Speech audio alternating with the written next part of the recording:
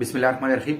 ملګرو، نن د حجاب او د زنانو د پردې نړیواله ورځ ده او هر کال په 1 فروری باندې دا انټرنیشنل ډے سلیبریټ کیږي، منځل شي.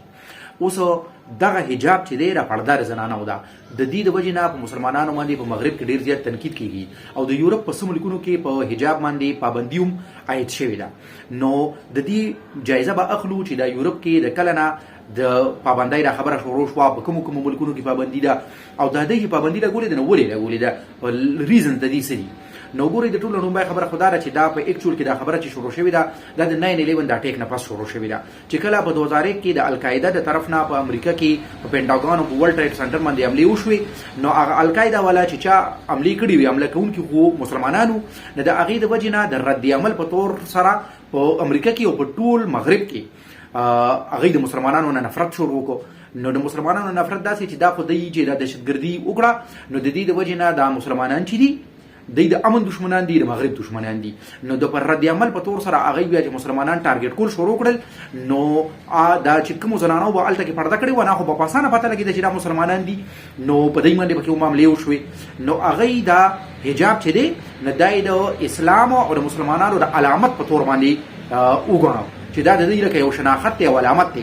حالانکه دا خو د اسلام یا مسلمانانو علامت نه دی، مذهبي علامت نه دی. ځکه ګورئ مذهبي علامت خو داسې ده څنګه چې کریسچین چې کوم دي عیسایان هغه چې صلیب اچوي یا چې هندوان دي هغه خال ولي، مذهبي علامتونه خو داسې.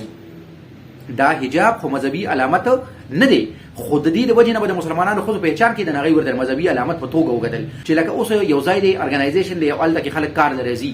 نو چې کریسچین باندې دا پابندي ده چې هغه خپل صلیب نه اچوي، بل څوک ته هغه ته هم دا پابندي ده چې ته خپل از مذهبي علامت سره نه راځي، نو دی به هم مذهبي علامت سره نه راځي. نو د دې د وجې نه ډېر زیات ارګنایزیشنز او ادارو کې کا پبلک سیکټر وو که پرایویټ سیکټر وو ډېر مسلم فیمیل د دې د وجې نه د جابس نه هم وښکلی شو چې هغوی موږ به حجاب اچوو او دوی ورته تاسو به نه اچوئ.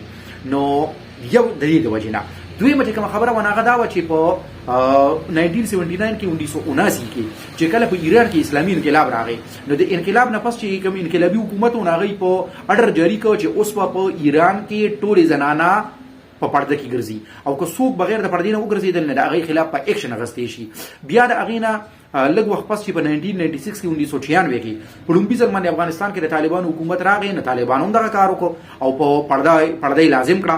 چې پرده یې لازم کړه نو بل مغرب ته دا پرسپشن لاړه، یو تاثر هغوی ته میلاو شو چې دا چې کوم مسلم فیمیل دي دی چې دا پرده کوي نو دا دی د زړه نه کوي، بلکې دا په دی باندې د میل له طرف نه یا د حکومتونو له طرف نه په زوره باندې کېږي.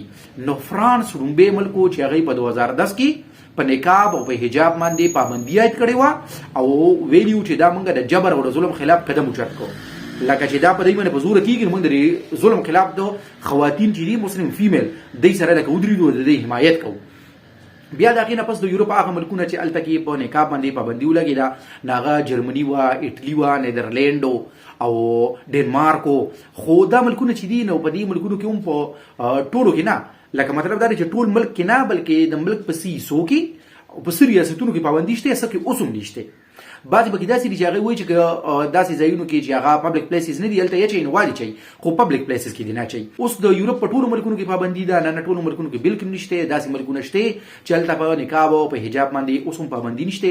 هغه کروشیا ده، سایپرس دی، پولینډ دی، یونان دی، پرتګال دی، دا هغه ملکونه دي چې دلته کې پابندي نشته، بلکې په دې باندې هلته کې لا باس هم نه دی شوی چې حجاب باندې پابندي پکار ده او که نه ده پکار.